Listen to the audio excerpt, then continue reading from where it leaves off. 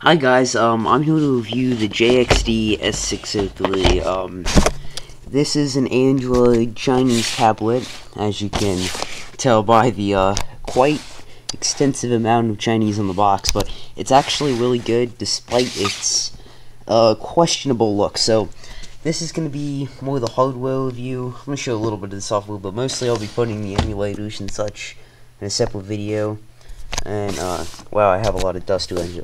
Okay, that's not the point. Anyways, I've already torn apart this box out of excitement, but, I packed it back up just so you can kind of see what it was packaged with, so let's not waste any time. We get to, opening it up. So, alongside, obviously it wasn't packaged quite so unprofessionally, I just kind of shoved it back in. And it's a massive pain to get back out of the box.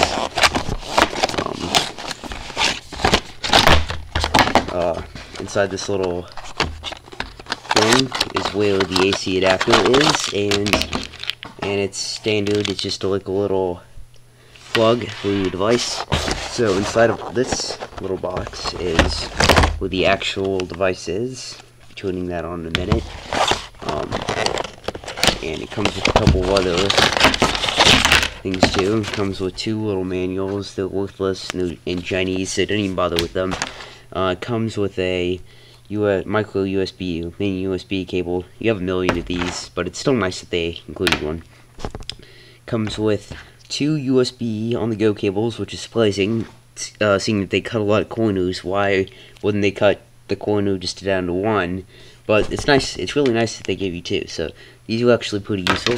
Comes with these little earbuds. Now these are probably just awful compared to like Apple earbuds or something, but they're okay. I mean, you might use them, and you know, they're not awful. They're definitely worth a go. So onto the device itself. I'm just gonna first show off its hardware before actually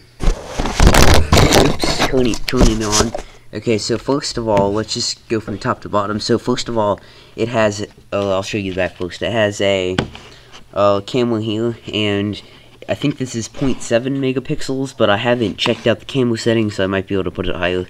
You're probably not going to buy it for the camera, but the camera's not that bad, so, you know, it's worth it. So, now it has two little speaker holes here, but I actually opened up the device and found that there's only one speaker on this side. There's nothing over here, but it probably lets out some sound, but there's nothing over here.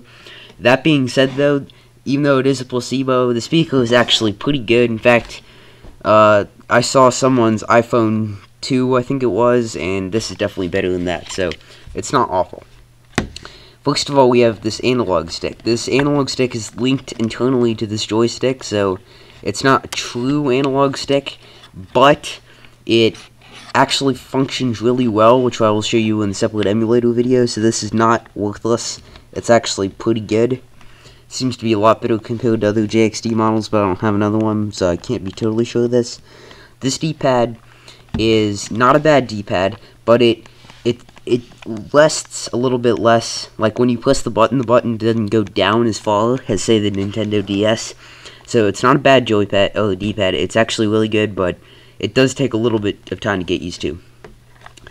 Right here we have three little lights. One is for Wi-Fi, one is to show you if it's charging, one is to show you if it's on. Okay, so up here we have another camera. I believe this one is even less megapixels, but I haven't tested it yet. I'll test that later. Here's a back button, home button, menu button. You know what those do. Here is a 4.3-inch screen. It's a touch screen. It is resistive touch, but it's not a horrible resistive touch. It's pretty good. We have A, X, B, Y, B buttons. These are pretty comparable to the DS, and yeah, they're fine. You're not going to complain about that, I'm almost sure. Start and select button, and of course the power button. On this side, we have volume plus minus buttons. This side, we have a reset button, microphone, micro SD slot, and I actually have 4GB micro SD in there right now. Let me just put that back in, sorry for the inconvenience.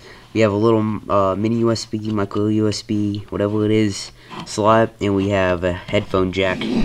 And then there's nothing on this side. So that's all for the outside of the device. So let me go ahead and turn it on. Now the screen actually looks pretty good. The quality's probably going to be lost a little bit in the recording. It came as Android 2.3, but I updated it to Android 4.0, and you can put a custom launcher on here. You're not stuck with this kind of crappy launcher. As you can see, there's the camera. So, camera reception, I guess. And you can hit the back button and get out of this. So, as you can see, there's tons of apps. The touchscreen, you're going to have a few problems with it, I suppose, but it's not bad. Now, let me detail the hardware a little bit. It has an ARM Cortex A8 1GHz processor. I believe you can overclock it a little bit higher. You can also underclock it. I don't know why the hell you would, but you can. It has a PowerVR SGX531, which is just a tiny bit different than the original iPad. Same power, but it's a little bit less compatible. It's a pretty good GPU, I would say. The speaker, let me show you that. You won't be able to quite tell because, you know, it's still a little camera, but it's not awful. It's pretty good.